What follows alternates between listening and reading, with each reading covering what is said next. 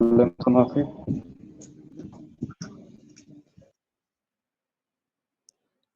Hello, I think we are live. So, hello guys, welcome to Co-Learning Launch, and welcome to in our YouTube channel where we'll be doing frequent, up-to-date, you know, technical webinars where industry experts will be coming and sharing their knowledge with all of our community.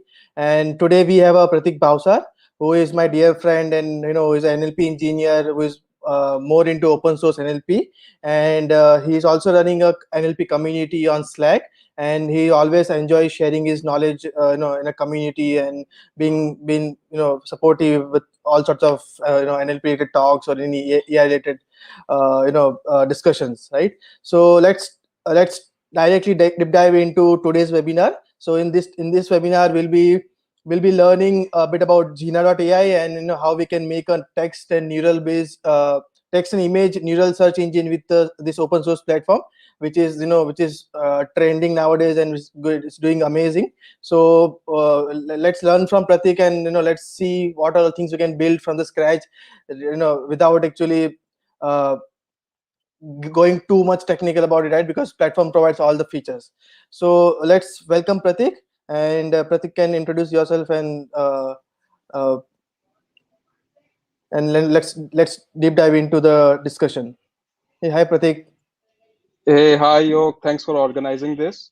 And hi, everyone. I am Pratik. I work at Jina, which is an open source company into making framework for neural search. And I've been working on search for almost 2 years now. So I thought, why not have uh, a talk where I can discuss all the ways of making text and image neural search engines. So let's begin. These slides will be shared later on, so you don't need to take any notes. I'll be sharing the link also, which you can go through later if you have any doubts. If you have any questions, you can note it down right now and we can have it at the end. So as we know, we interact with a lot of products and they have their own search engines. Mostly we deal with text search engines on day-to-day basis for all kinds of data. It can be open data like we do searches on Google or Bing, or it can be an internal data like a e-commerce website where the data is internal and we are searching over it. So the general thing is that whenever there is data, and we use data for certain need, and so that's why we will always need a kind of search engine when there is a lot of data. So these are the different search engines that we use on very daily basis. So why neural search? So this talk is specifically about neural search. It's not about the regular search engines, which are based on symbolic engines where you match the tokens, you have some pre-processing steps and you match the tokens. This is not about that. So let's understand why we need neural search in the first place. So suppose you are going to an e-commerce website and you just wrote a train model, and the website might give you different results, right? uh, it will get confused, like what are you actually looking for? Is it about a train model for kids, or is it about training models, right? So it's very nuanced and both the things kind of look correct. And the search result can be anything. It can be just a lot of images of toys, or it can be a lot of images or products of the books related to training models. Suppose now you are having this query search relevance, and you might be looking for books related to search relevance, and you get that result also, but you get this other results also where it doesn't make sense. And why is this happening? Because these words might be kind of pre-processed, and then they're matching with some description over here or some title words, and that's why we are getting these search results. um, if you look at here, I don't see any matching in the title at least, but there might be some matching in the description. If you look here, it's about the search for relevance. It's not search relevance. Search relevance inherently means relevance for search, while over here it means search for relevance. So we are kind of losing the context here. And over here, I don't see any matching thing, but it's showing up as like top four results. So I'm confused what exactly is happening. So mostly it's because of some description matching in the product itself.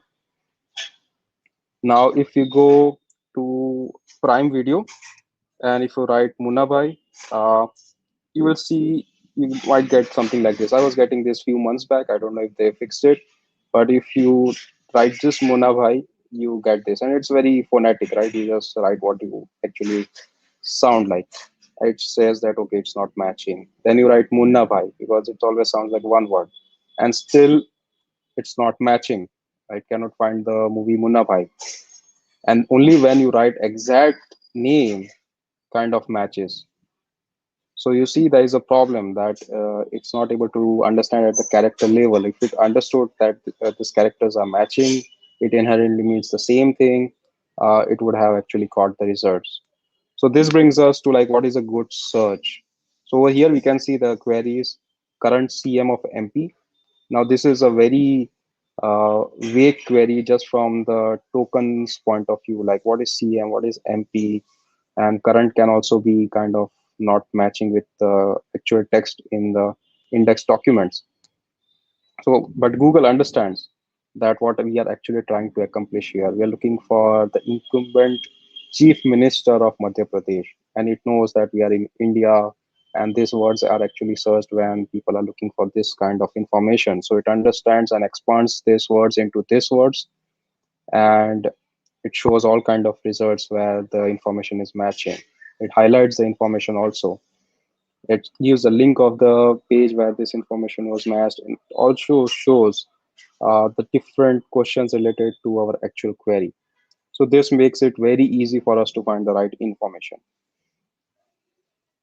So look, after looking at these examples, we can see that there are this general pattern of making mistake. The first pattern is that uh, it's all about like matching the exact symbolic token. If that it doesn't match or it matches at the wrong place, then we get the wrong results. And over here we have an example that if the query is we are looking for something related to the cat ate the mouse, but if the documents are only one document which contains the pussy killed the rat, even though it means the same thing or similar thing, because killing is not necessarily eating, but it means in the similar context, it will give us zero results because nothing is matching. And these words like the and other stop words, they will be removed, so nothing will be matched. There's also absence of semantics like search relevance and relevance for search and search for relevance. All this kind of get confused in the regular search engine. So over here, the cat ate the mouse and the mouse ate the cat. Although are very different information, they are very same for the search engine because it just matches on the words. The cat ate the mouse versus the cat didn't eat the mouse. That will also match to a lot of words and show up in the result, although it's totally different uh, in the meaning itself. So that is like we just look at one token at a time in regular search engines. We do not look at the whole context of what is exactly happening. These problems can be kind of circumvented by certain usual techniques like query augmentation, where we inject synonyms of the words at indexing time or either at the querying time so that we can get more matching. And by augmentation, I means that we just do not give the original query, but we also like permute it with the synonyms of the words that are coming in the query, and that can improve the results. But it can also like add a lot of noise to the results because then you're adding a lot of words and there can be a lot of permutation of the combinations, and it can match to a lot of things, and it also kind of slows the search because now you have to match a lot of things and calculate everything. For this approach, like people go with like some ready to made dictionaries like wordnet, or if you are dealing with certain kind of domain text, then you can train your own embeddings with the text and then use the similar words in the embedding to find the synonyms for the words. Although this can have problem, uh, but this slide shows that like what kind of augmentation helps, that if you have the word cat in the query, the augmentation will also add the word pussy and pet, because it's a kind of, can be also kind of pet. It is also sometimes referred to as pussy, and mouse can be also called rat or rodent or mice. So this is what we are actually injecting in the query itself with the synonyms. Now, there are certain problems with this injection mechanism also, like okay, this is this. Suppose you are having this word good, and you might expect that the nearest words might be great or similar words, but the nearest word is actually bad, because that's how the word vectors are trained to behave, that they just look for like a similar replacement of word, not the semantic word. So there is a word to vec 10K by Google, and this is how the vectors actually, most similar vectors look like. Suppose you have awesome, sorry, amazing. You might be surprised that the nearest word is spider, because there it might have a lot of text with the movie name Amazing Spider Man. So this kind of bizarre things, like totally opposite things or unnecessary things, can also be injected. So what people do is, first they train a model or take a ready-made model, and then find out the synonym for all the important words, and then also go through a manual process of filtering out these unnecessary synonyms. So that is also an important step. So it does not give us the complete end to end. There is a manual intervention which you have to do. And you might be indexing new and new text all the day, which is a very regular use case, because uh, all products grow with time, and they have their own new data coming in. And so this new words will also require their now own injection of new synonyms, which can just keep on happening, right? So that is a trouble. Now, since neural search is all about representing the words, let's go through a history of like how we represent the words so that we get better synonyms, let's say, in a way. So one we already know a lot, like it's called word2vec, where we train the models with skipgram or bag of words modeling, and then we get these vectors uh, where every word is represented by a vector, and we can see that there are some kind of color similarity across words which are related to each other, and through that way we can see that it is the vectors actually capturing the meaning of the words itself, and they'll be near in the vector space. Then what we do usually is that if you have to represent a text in the form of vector, we take the vectors of all the words and then kind of average it out. This is called simple word averaging.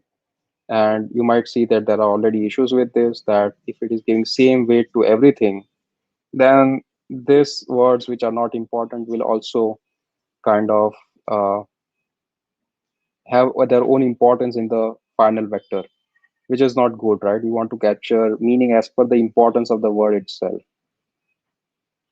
So this brings us to the deep representation, where we just do not stop here, but rather have two more layers later on, which alter this vector as per the requirement. And this is how it trains to learn to what to represent and what not to represent. So essentially, the values that are coming from this will be kind of reduced. The values coming from this might be increased, and then we might get a better representation. And this whole thing is trained with some task to be accomplished, so that it learns to train these weights such that the representation is kind of best for the task. But this also has issues. This model is called deep averaging network, DAN, and what we can see here is that it kind of assigns uh, a certain bias to certain words. So here, this movie was not good, so that is negative by DAN, which is okay because this is negative. But when you write the movie was not bad, then also it kind of associates into negative, although we mean that the movie was not bad, it was like maybe good. So there are some biases in the thing, and it, because the words are biased, if we do the whole representation, then also it turns out a biased way. This can also be changed in some way by changing the distribution of the data, but because it's working at the word level itself, it has certain flaws. So this brings us to the contextual representation of universal sentence encoder model, which was based out of the original transformer architecture, which had encoder and decoder.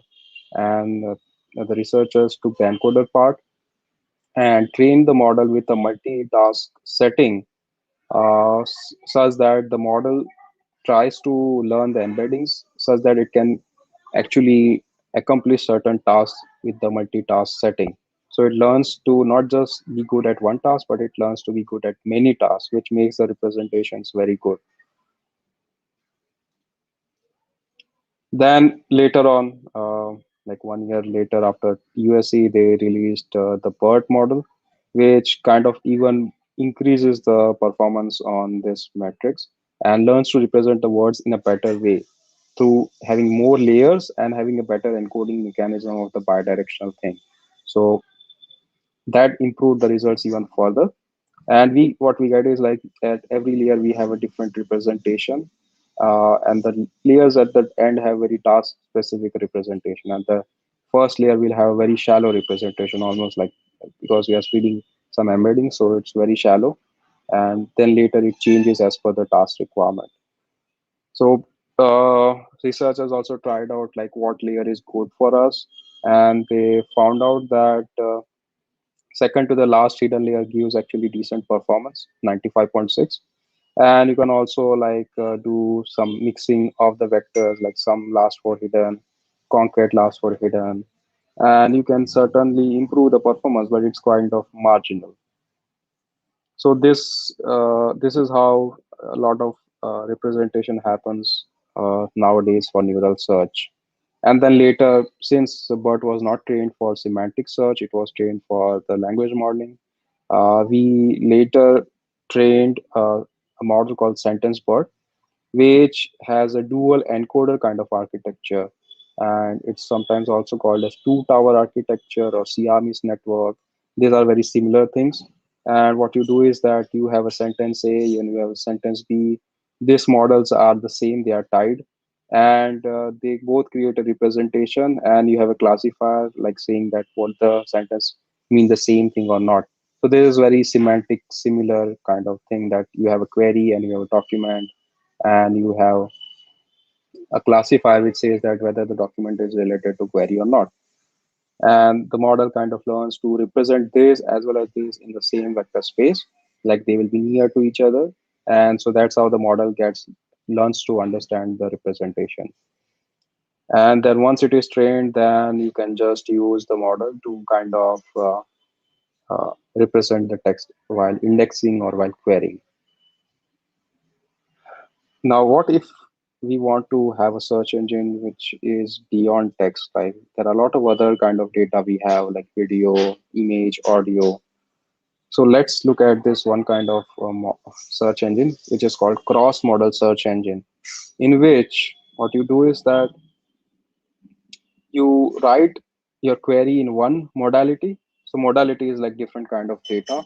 You write the query in text, but you get the result in the form of image. Now that's very different from our usual, right? The query has to be the same modality as what the result is going to be fetched. We search for searching the image, we give image. For searching the text, we give search.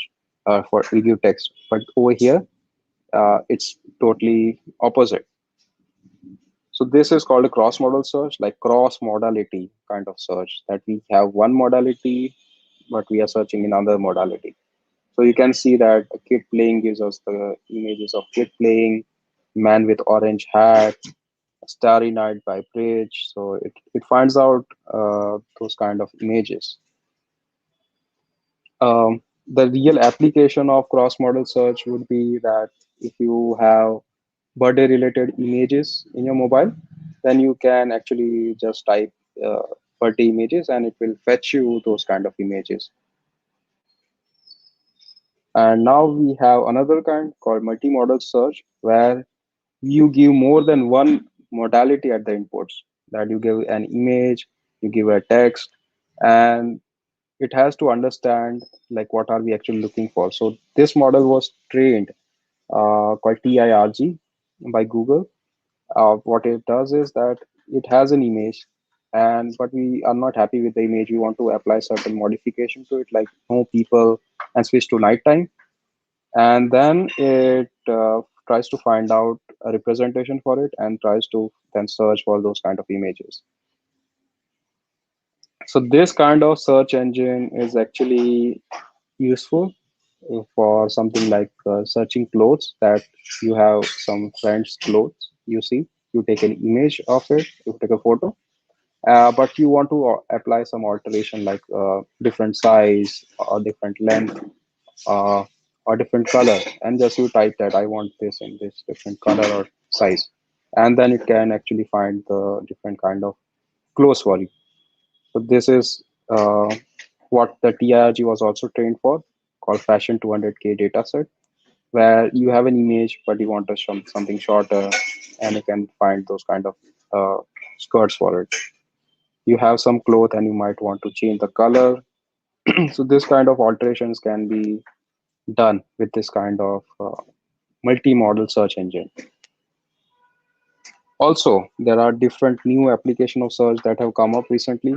Like it's also used for entity linking. It's also used for translation, then question answering, then language modeling, and even summarization.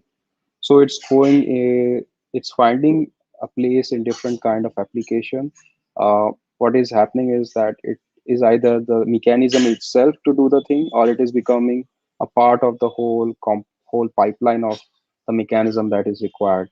So for question answering, either you can just have like question and the answer is generated, or you have a question and then you find out the documents that are relevant to the question, and then those documents are fed to the model, and then the model understands, okay, this is the data, now what is the probable answer for it. So this is very similar to humans, right? We Somebody asks us question, then we want to research a bit, so we read certain things, then from that we formulate the answer.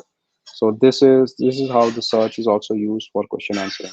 So now search is going to be like finding places and different kind of things which was not possible earlier. Now let's look at anatomy of neural search. Like there are different kind of search engines, as I was speaking about, based on the modalities, specifically to text, image, video, audio, multimodal, and cross model. But you don't want to do different kind of engineering for different things, and you want to abstract out the basic components from it so that you can make it plug and play and spin out different kind of search engines with it. So this is how the anatomy of the neural search looks like.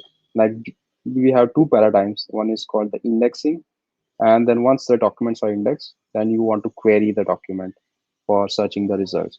So during indexing, you have the documents, and suppose you have text, then you might break it into sentences or paragraphs. Then you encode it with your model, and then put those vectors as well as the original sentence in some index. After the index is ready, this is the same index. What you do is you have the query. You apply the same alterations to the query that you applied in the crafting process. Then you encode with the same encoder, and then you query it so that you are searching in the index, and then you return the results with the ranker. Ranker can be like, if you are using a distance based ranker, then you want to minimize the distance, but if you are working like with the cosine distance, then you want to actually have a high cosine similarity. So that is how like mean ranker, max rankers kind of work. Now, how can you make a neural search from scratch without any framework, like you are starting from zero? For that, what you have to do is you need to write methods for pre-processing it. Once you have pre-processed, then you want to encode it. You have to take some model from somewhere, write the methods to encode it, and then you have to write the indexer or use some other framework for indexing, but you still have to write some methods for it. And That's how you get a document indexer, which is like storing the original document itself. And you also need another indexer, which is specifically for storing the vectors that we got from encoding. Then you have to wrap up everything, the whole pipeline, create an API with it. Once you have that, then you have to write the flows for index flow and query flow so that it can happen. Then you also have to containerize it, and then you have to also take care of heavy lifting of all the deployment in the cloud. And sometimes it can be distributed also, like for very large data set, it will not be just sitting at one server. So you have to also take care of the distributed compute requirement and processing requirement for it. So this is quite a work. Like if you're starting from zero, then you have to go through a lot of literature, read others code, and then write it on your own, and still it can have a lot of bugs. But is this enough? Like, is this what is needed? No, there are also other features that you actually need when you are going to build a search solution for real world, which will grow with time. So what are the actual requirements? So first of all, if you have search engine, you have to evaluate whether your pipeline is good or not, whether the pre-processing that you applied is good or not, whether the model you selected is suitable for you or not, because you just can't take any model, right? And so you have to write certain things for evaluation of the whole pipeline itself, which can take quite a time. Then you have to write certain document structure through which you can work with chunks. Like as I was saying, that the document, if the document is let's say more than 512, this question comes a lot, right? Like if what if it's more than 512? I'm saying 512 because it's like the limit of what the models, this deep models, BERT and later were trained for, and they are used a lot for uh, encoding.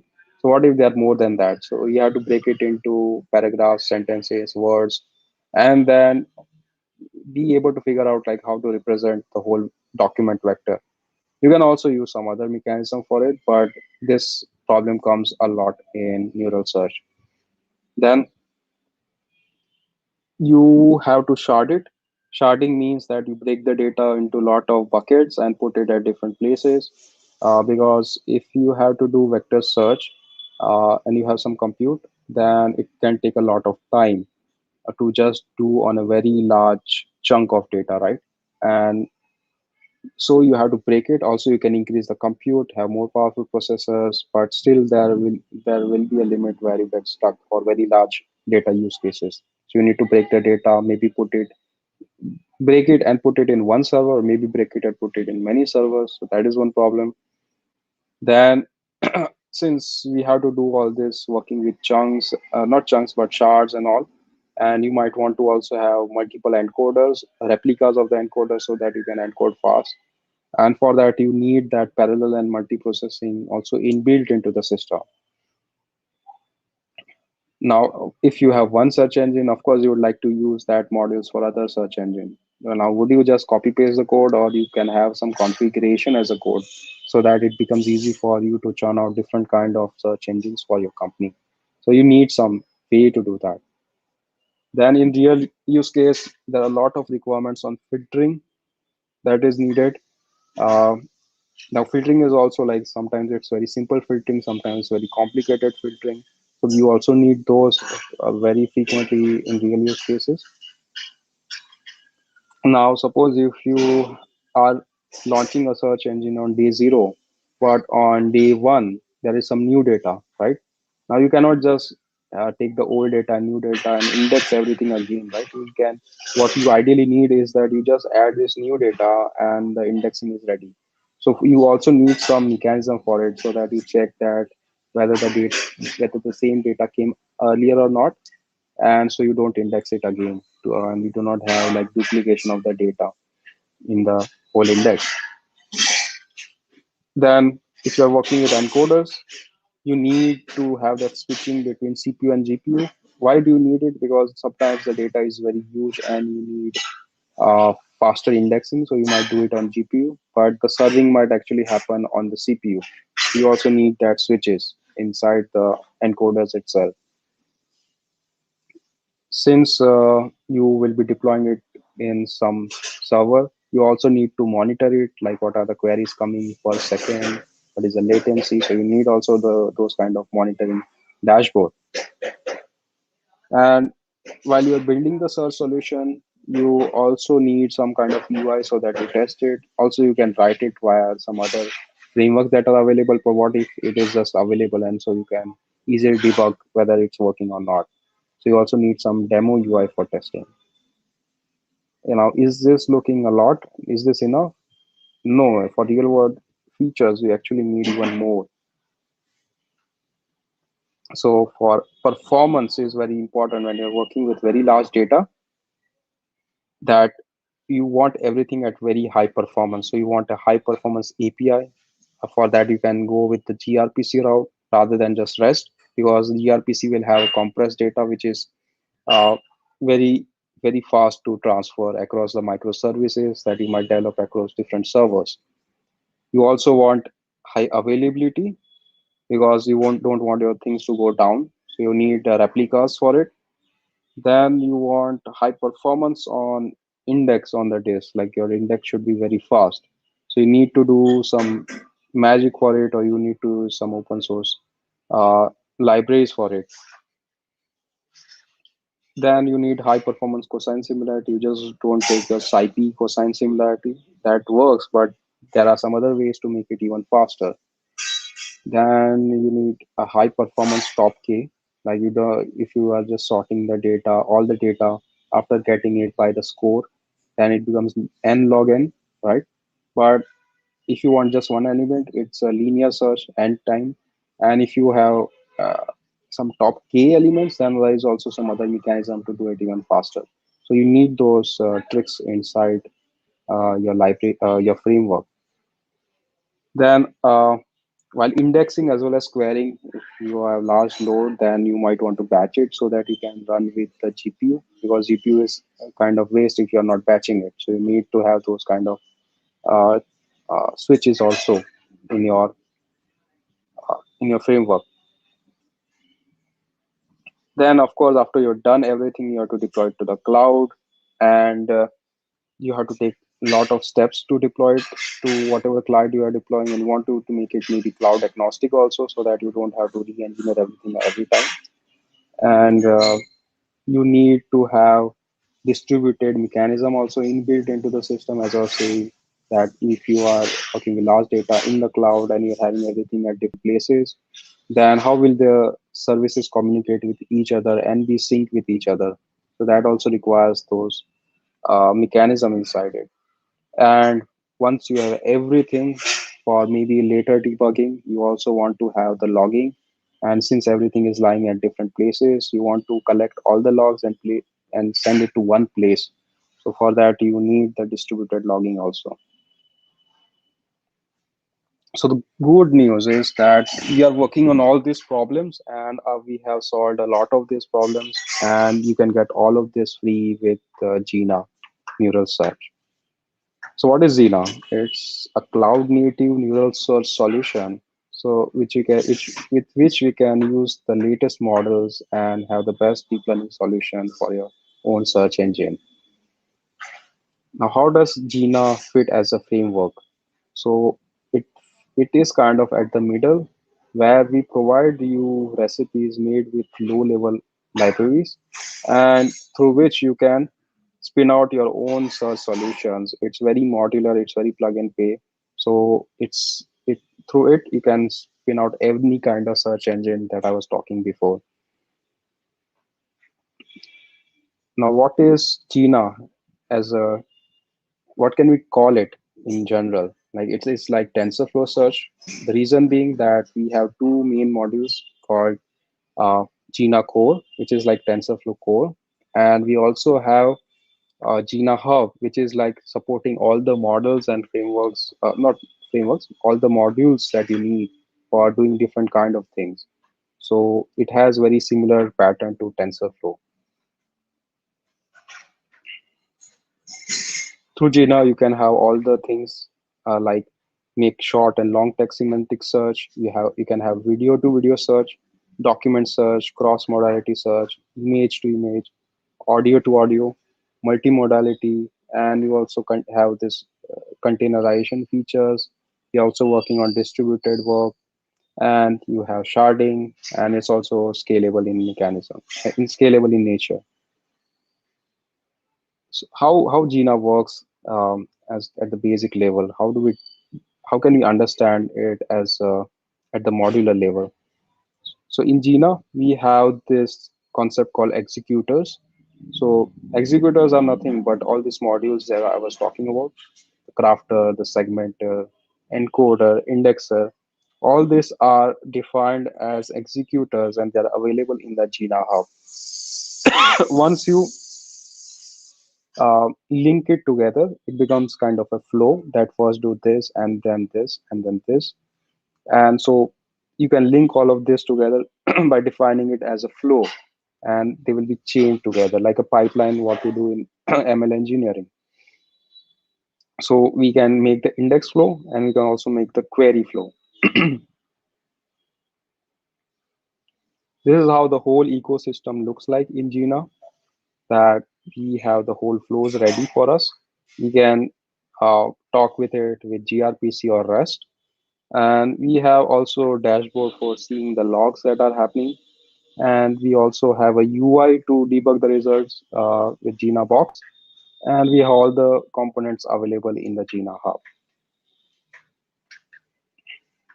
Now there's this important concept of how the data structure looks like for our documents in Gina.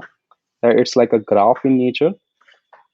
At the root level, there is the complete text, and then later you can break it to paragraphs, and then you can make it break it to sentences also.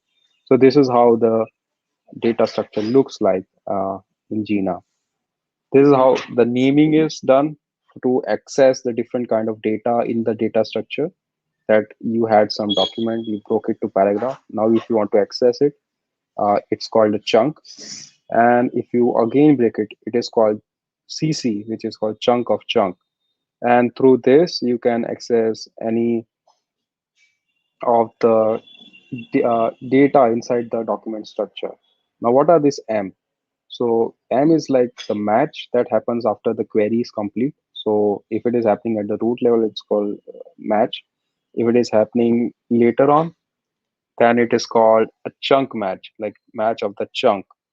And if you're doing going further, it's called chunk match match.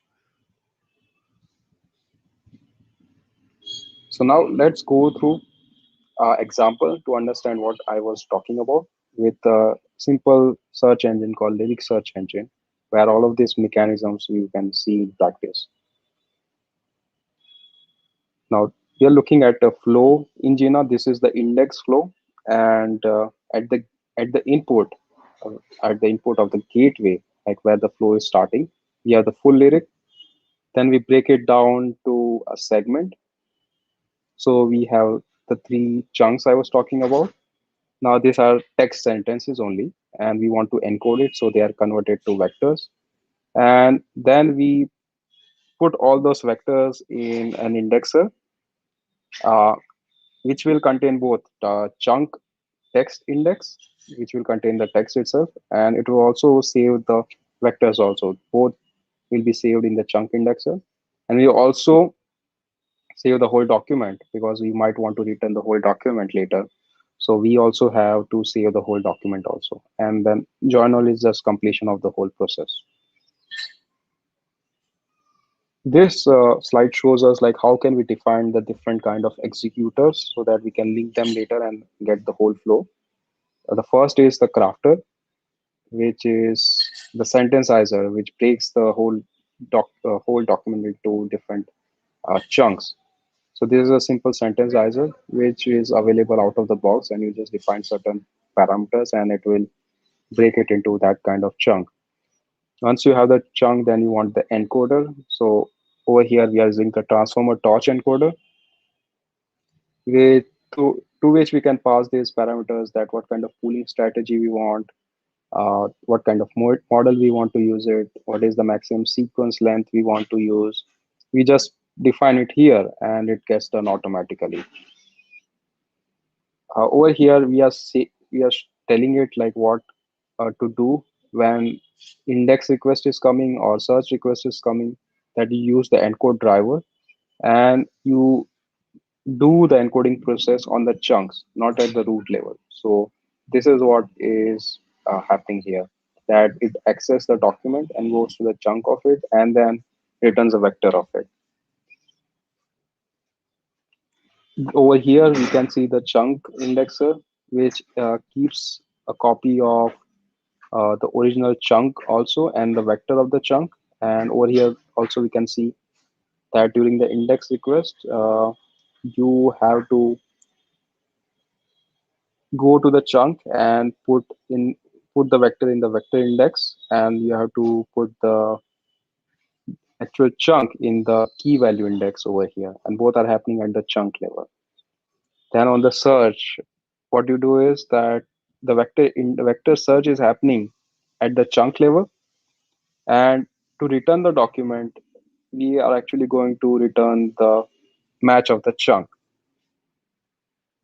Then later on, we have a ranker. What it does is that we don't want to return the sentence where the query actually matched. We want to return the whole lyrics itself, right? We are looking when we go to find a lyrics on Google, we just write one sentence that we heard on the song, but we want to get the whole lyrics. So this, what it does is that it finds out the document which was actually related to the chunk and returns the whole document itself. Now over here we have an index flow and we have a query flow. In the index flow, we just define the steps sequentially. That was use the crafter, and we are referring to the YAML that we defined before. Then use the encoder, then use the chunk index, and then use the doc index to return the original document and just complete the whole process. Over here, we can see that there are this parallel argument. What it does is that if I'm giving two here, then there'll be two encoder in the whole flow. Over here, I can see the shards. So I can have one shard or any number of shards that I want to have for faster operation. And I just have to change this value and it will work out of the place. Same thing over in the query flow. Over here, what we do is that we have crafter, encoder, chunk, but then we also have this ranker, or which matches the chunk to the original document to be returned. And so we just have one more extra step. Over here we can see how the whole flow looks like. It's in Jina we can easily visualize the flow through this two line of code, and so it becomes easy for us to debug if there is any wrong way that we have defined the flow. So in the index I was talking, we have to index the original document also, but we also send it to the crafter to break it, to encode it, and then we have the chunks and we complete the whole process. During the query, the same things, but we have just the ranker extra for matching the chunk to the original document and then return it via document index. So this how easy it is to do it in Jina. Just define the pods, define the flow, and you have a ready-made search engine for your use case. Now let's look at image search engine, which will have the similar components, but it will be just some minor changes required for the image search. So suppose you have a use case where you want to have a query image with some object in it, like a dog, and you want to retrieve the image which also contains a dog. So if I give a dog cropped some dog image, an object image, it should give me all the images which contain a dog. So I'm calling it object search original. It returns the original object. And there is also another version of it called object search chunk. So difference being that if I giving a cycle, cropped very cycle image, not the complete image, not a boy, but just the cycle, then I want the cropped images that were detected in the original document and return me the cropped images of the object itself. So over here, this was cropped from the whole image, which was showing that there is a guy riding this, but this is returning only me the object cycle, which is also in the query. So then I'm calling it object search chunk because this was a chunk of the whole document from which it was cropped. For doing this, we need some model which knows how to detect the object. So we are using faster RCNN here. I know this is old model, but it's very easy to like replace it with something new. We just have to use another kind of executor, and it will be available out of the box. If there is some new executor coming up later, then you can also add it as a module and refer to it for your own use case. So the flow over here looks similar to the old one, but with some minor modification. Like for index flow, what we do is that we have the original document. So we just put it in a document indexer. Then we read the document, and then we resize it and normalize it. And then we detect the object in it. So this is the Dodge object detector, which works on faster RCNN. And once it goes into it, then we have a chunk. So we also index the original chunk image, but we also want to encode it for searching later. So we also send the chunk image, normalize it because we need it for encoding process. And over here we can use any encoder like big transfer if you want to use a big good model, or you can also use a light model like mobile net. So over here you can encode it, and then once you have the vector, you put it all in an indexer. So over here we got the vector. We are putting it in an index with the chunk image needed for the chunk search and also the vector of it. And you just join all and complete the whole process. So over here we can see there is parallel equal to 1, which means there is only one object detector and one encoder. If I change it to 2, then just I easily I get two object detectors and two encoders. Now, why do you need it? Because if you have multi-processing, like multi-core server, and you want to run more things at the same time, then you can run via this so that you can get a higher throughput of indexing. Otherwise, it will be very slow and will be just doing one object detection and coding, which will make the whole process go for a long time. Now on the query side, since we are have two different kind of search engine, where there is a chunk search, the object search, and there is a original search. We have to write two different query flows for it.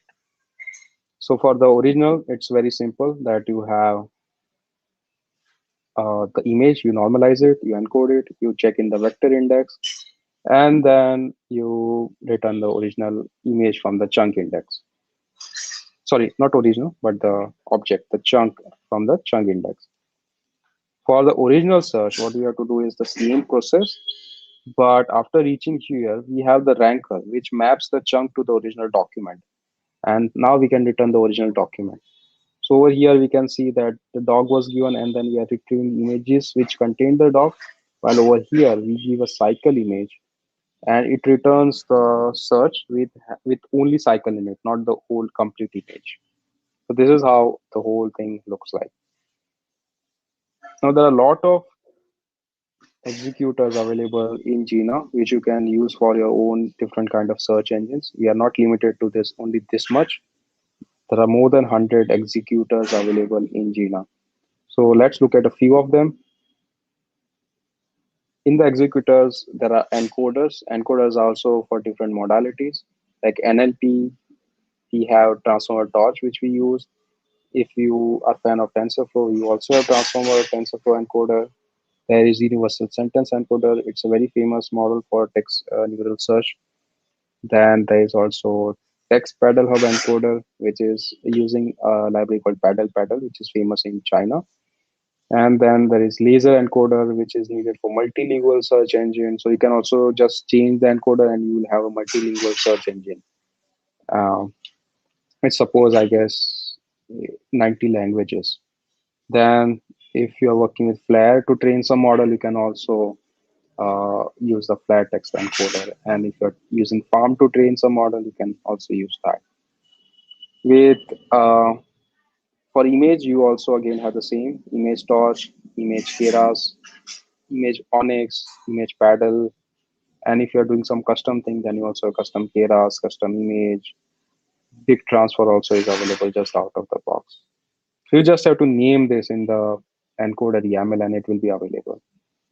For audio, we have simple things right now, MFCC and Wave2Wave.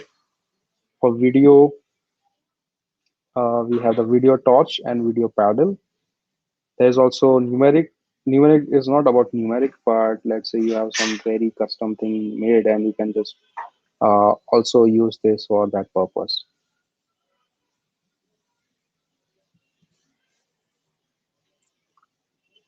For crafters, we have a deep segmenter, which is like a very, very good model to break paragraphs into sentences. Then we also work a lot with PDFs, right, for search engines. So we have a PDF extractor. We also already saw the sententizer, and we also have TIKA extractor, which is also about dealing with the documents, parsing the documents. And for image crafting, you need this certain kind of things like you have to read the image, you might want to crop it, you might want to normalize it, maybe resize it. Resizing is important since you cannot feed any size image to the encoder, so you also resize it. And we saw the torch object detection segmental also. For audio, you want to read it, slice it, and then normalize it. So there are just usual operations. So there is a general pattern that you read it, then some resize or crop it, maybe normalize it later. Then for index, this is a very important component of search. So we support a lot of famous frameworks for it. For indexer, for the vector side, we have the FAST, Milverse, Annoy, Scan, and ZAR. ZAR you need it if you're dealing with some distributed index. And for key value, we have inbuilt key value indexer. But if you want something even more, then you have Redis and MongoDB also. Then you want to evaluate your whole flow, right? So you also have different evaluators for text and rank and embedding also, like for ranking, in mean reciprocal rank, NDCG, and average precision are like the most famous used in the industry. So yes, you have all of this and much more. I've just laid out only some of them. There are also this new executors available that you can just plug and play, and you'll have your either image search engine, audio, video, or a text search engine.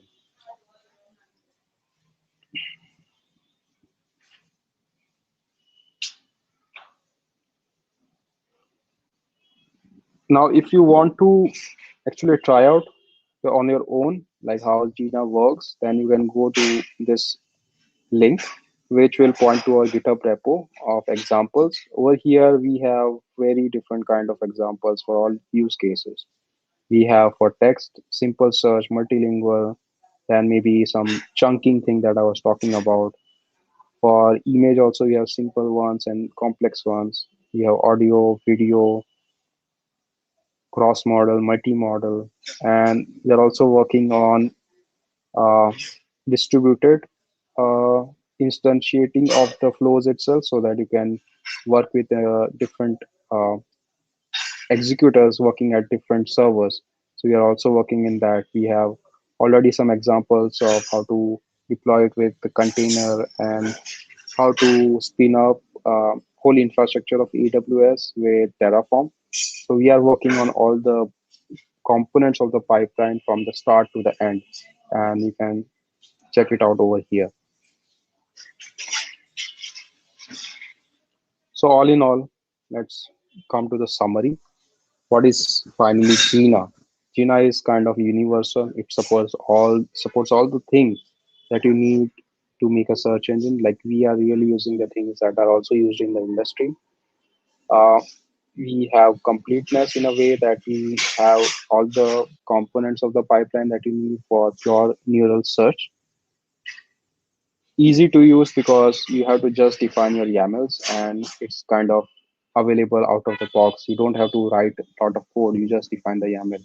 Only when you are writing very custom things, only then you have to define your own executor for R&D purpose if you're doing something new or you train something new kind of model which is not supported. Although you will be just always training with either TensorFlow or PyTorch and you just have to name them and they will be just loaded. But if you have to do very, very custom thing, then you have to write your own. Otherwise, you just define the YAMLs.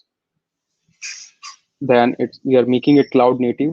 That is our whole goal. So we are already having microservice. We have containerizations. We have APIs. We have we are also working on Kubernetes integration for the orchestration that will be needed for very large scale deployments. Then we have the scalability in a way that you can have parallel components in the flow through which you can get the scalability. Then it's extensible in a way that if you do not have something right now for certain component, then you can write your component looking at how the components are written and just reference it in the YAML and it will be working out of the box. And we are supporting a lot of state of the art stuff that is available right now. And in that way also you can spin out your own search engine with the state of the art models available in the market. This deck will be available on this link bit.ly search with Jina, so that you can access it for your doubts. Now let's go to the questions and uh, get a better understanding if you are stuck anywhere. Yog, do we have any questions?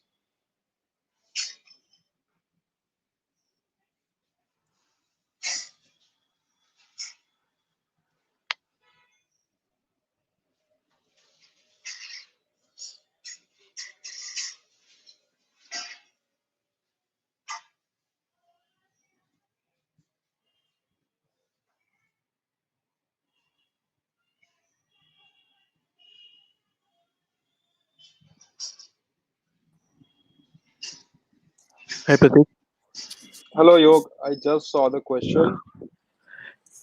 Yeah. What about multilingual search?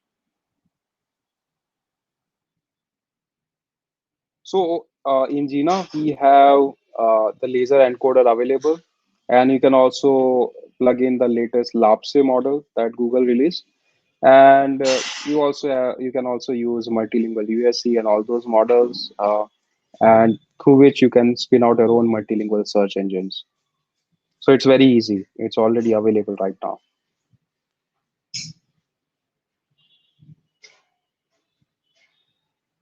No, we are not hiring any interns right now because we are in a very fast environment right now, and we are just hiring few people who are already experienced or already working in the search.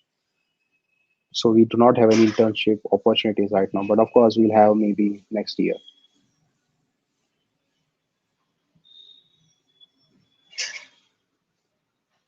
Currently, we do not have anything related to using ontologies for the search.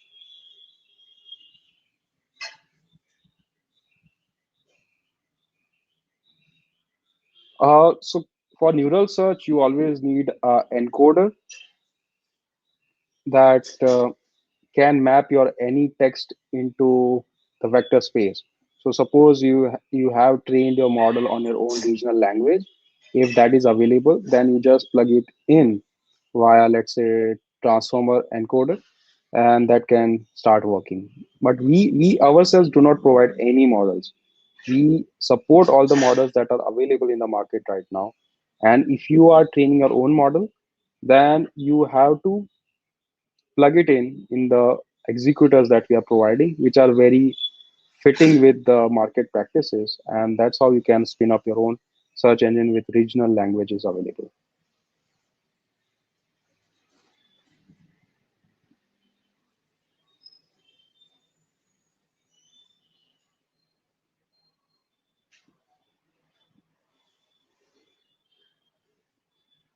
Sure. So for learning Gina, the best place for you will be to go at that link that I showed, learn.jina.ai, and over there you'll get all the examples.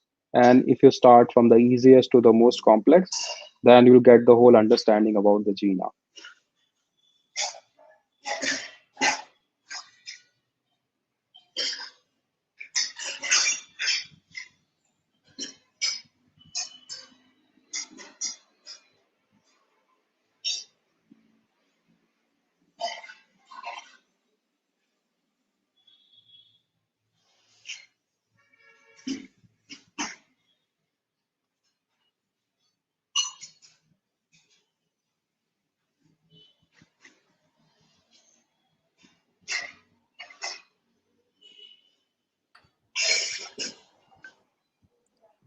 I think we don't have any more questions.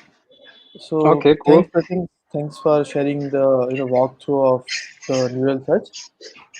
We'll plan some detailed webinar on probably some hands-on or some something around project-based learning with Jina. Sure, sure. Why not? Yeah. So this was all about laying the foundation, and later we can go into deeper things later. Definitely. Thanks for So, organizing your. awesome, awesome. Thanks for coming because there's something good to learn about new upcoming technology and upcoming open source libraries.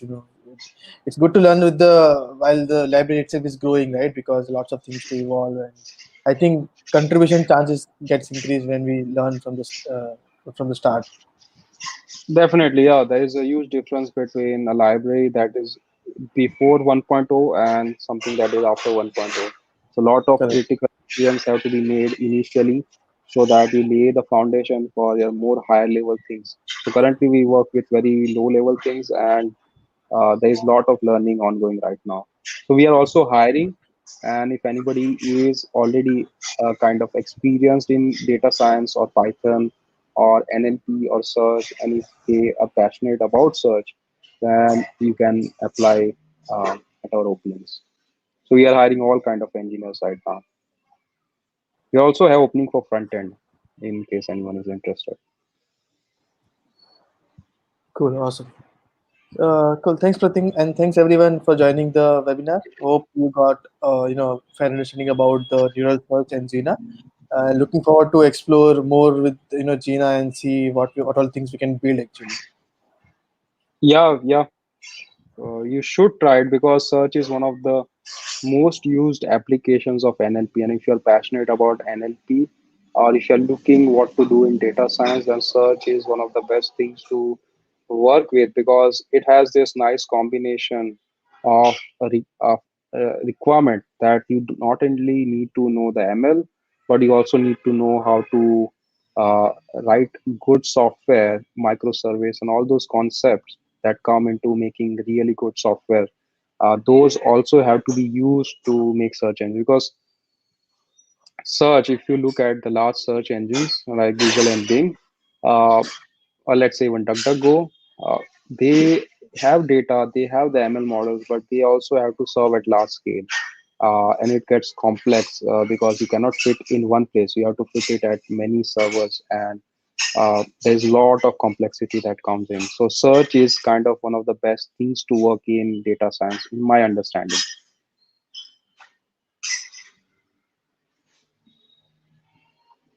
Cool. So yes, Cool. if I Let's wrap it up. understand you might not have many questions right now, but of course you can connect with me later.